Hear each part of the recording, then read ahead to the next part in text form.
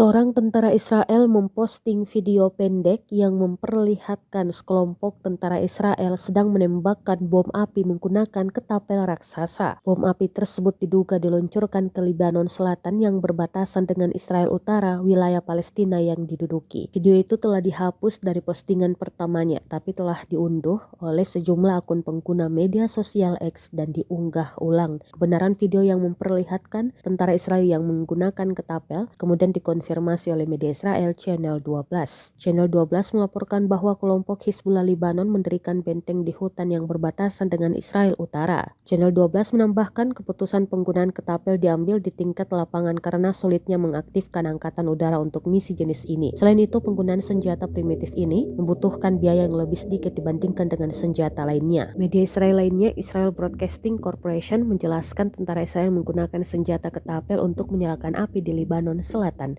Download Tribun X sekarang, menghadirkan lokal menjadi Indonesia.